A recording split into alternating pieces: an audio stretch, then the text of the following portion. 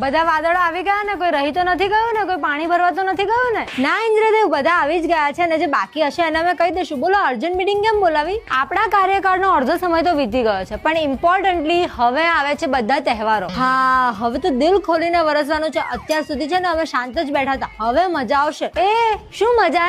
બધા તહેવારોમાં નથી વરસવાનું. કઈ ગાળો કોઈ તમને નહીં આપે, મને આપશે. ક્યારેય સાંભળ્યું વાદળોને કોઈએ ગાળો આપી? ગાળો કોને પડે? મેઘરાજાને. એટલે છે ને ક્યારેક ક્યારેક વરસવાનું, પરચો આપી દેવાનો કે ભાઈ વી ડુ એક્ઝિસ્ટ. ઠીક છે? હા ઇન્દ્રદેવ, તમારી વાત બરાબર છે. મેઘરાજા ગણપતિના 10 દિવસમાં કહ્યું તો ખરી કે ક્યારેક ક્યારેક વરસવાનું. મારે છે ને ઉપરથી દેવોનું પ્રેશર આવે, એટલે અમારે સ્વર્ગમાં હળી મળીને રહેવાનું હોય, એટલે કહ્યું ને એટલું જ કરજો. વગર કામના દોડડાયા નહીં થતા, નહીતર મારે મહાદેવને જવાબ આપવો પડશે. ઓકે ઓકે ઓકે મેઘરાજા, સમજી ગયા. એટલે જો આડે ધડ વરસવાની ના પાડી છે તમને, પણ ગરજવાનું તો ખરું જ. ગરજવાની તમને છૂટ છે, તમે તમારે જેટલું ગરજવું એટલું કરજો. હા ને મેઘરાજા, આ નવરાત્રીનું શું કરવાનું છે? એક કામ કરીએ, ગુજરાતમાં છે ને 3-4 દિવસ, ખાલી 3-4 દિવસ છે ને ગરબા શરૂ થવાના હોય ને એની અડધો 1 કલાક પહેલા પડી જઈએ તો. અરે તમે આ ગુજરાતીઓને નથી જાણતા, છત્રી લઈને ને રેનકોટ પહેરીને ગરબા રમશે, એટલે વરસવાનો કોઈ ફાયદો નહીં થાય. છતાં તમને બહુ ઈચ્છા થાય વરસવાની તો વરસી જવાનું. પણ મેઘરાજા, ગીતો એવા વાગતા હોય ને કે વાદળડી વરસી રે સરોવર છલી વળ્યા, તો અમને વરસવાનું મન ના થાય. અને પેલું ગીત છે ને કાળી વાદળડી તું ને,